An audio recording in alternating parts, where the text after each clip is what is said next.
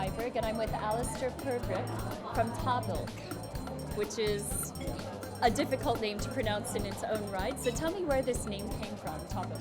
Well, Tahbilk is an Aboriginal name, and it's actually Tabilk Tabilk. And what it means is place of many waterholes. And if you ever come to the winery, you'll know exactly why they called it that, because we've got so much waterways, backwaters, billabongs there. It's just an amazing paradise. Well, I must tell you, I have been to the winery, but it's been a while, but I came especially for your wonderful Marsanne.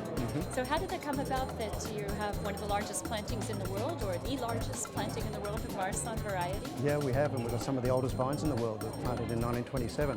We've actually been growing Marsanne at Tabilk since the 1860s, along with Shiraz, so it's crazy. I mean, why would you do that back in those days?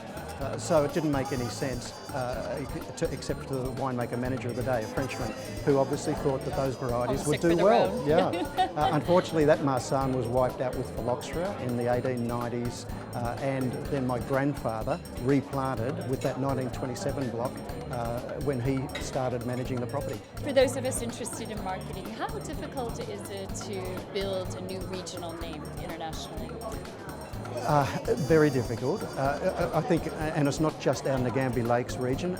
The difficulty for us is that we don't have a lot of winemakers in our region, and so we don't have a critical mass of brands out in the national or international marketplace. But I think for Australia generally, it's really hard to develop an international reputation for regions. It's a lot of work, and I think it's fair to say in Australia that there's only a small number of regions that have actually made it internationally, you know, where they've reached the radar of people.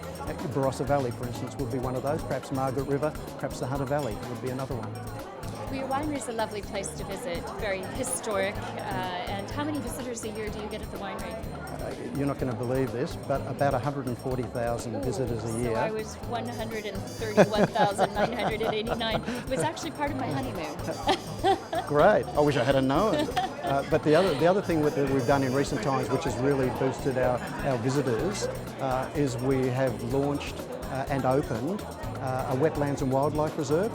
And that consists of around 500 acres of wetlands, and we have 2 battery-powered boats where people can come and do an hour's cruise. It acts as a water taxi, so you can get off at designated points and do a 20-minute to a 2-hour walk in and around the wetlands. You'll see koalas, kangaroos, wallabies, lots and lots of bird life. And then when your visitor numbers just doubled. And when you're sick of it, you can call the taxi in, and he'll take you back to the cafe.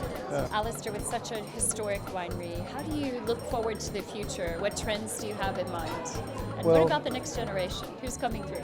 Okay, well, we're always experimenting with varieties, and I don't know what the next trend is. You know, it's really hard to predict.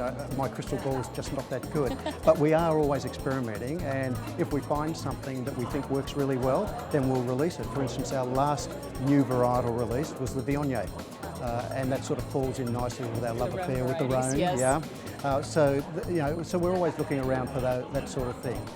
As far as the future and succession is concerned, very happy to report that my daughter Hayley's been working with us now for 3 years. So she's the 5th generation of our family to be involved with the winery. She's just had a little boy.